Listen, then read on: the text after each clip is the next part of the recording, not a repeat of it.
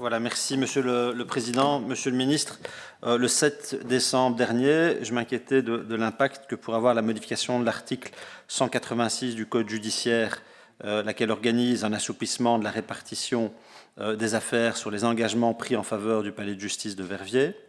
Le projet de loi reprenant ces nouvelles dispositions en matière d'organisation judiciaire a depuis été adopté et vous vous étiez montré rassurant, je tiens à le souligner, pour reprendre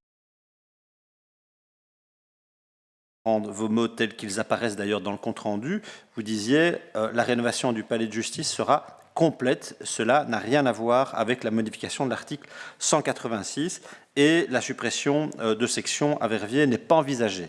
Donc j'étais très heureux de votre réponse et pourtant, peu de temps après, dans une réponse à une question écrite de mon collègue Mathieu Billet, vous aviez déclaré ne pas pouvoir répondre à la question du maintien des services de justice à Verviers et devoir attendre 2023 avant de pouvoir fournir des éléments de réponse plus précis. Et donc, je voudrais vous poser une question de clarification. Dès lors que la suppression de lieux d'audience serait potentiellement envisageable à la suite de l'adoption du projet de loi évoqué, comment garantir la préservation de vos engagements de l'année dernière quant à son entrée en vigueur? Et ensuite, pouvez-vous confirmer définitivement que Verviers ne sera pas concerné par un éventuel plan de rationalisation? Merci. Monsieur le ministre, je vous en prie.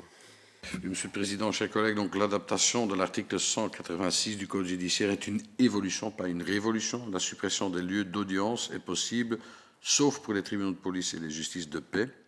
L'initiative revient donc aux chefs de corps des tribunaux qui doivent faire une proposition de règlement de répartition des affaires.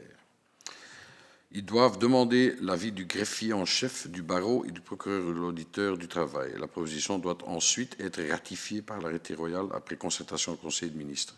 Dans sa proposition, le président devra démontrer que l'accès des citoyens à la justice et la bonne administration de la justice sont garantis.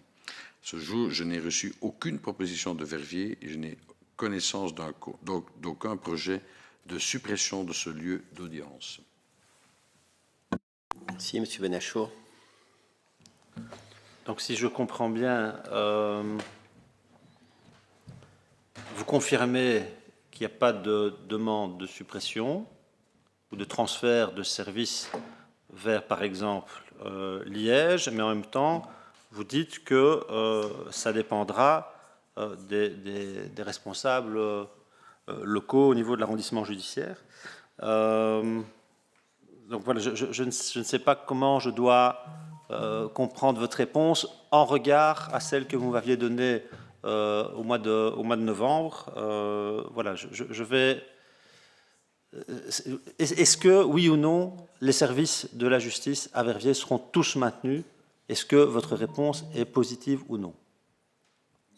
Comme j'ai dit, donc, tout dépend de l'initiative éventuellement prise par les chefs de corps des tribunaux. Si eux, ils ne prennent pas d'initiative. Donc il faudrait qu'eux-mêmes demandent à supprimer certains services, à les renvoyer vers Liège pour que ça se fasse. S'ils ne le font pas, rien ne se passera. Oui, ça c'est l'article 186 du Code judiciaire. Alors dans ce c'est cas-là, pas le ministre qui prend l'initiative. Alors dans ce cas-là, c'est bien. Merci.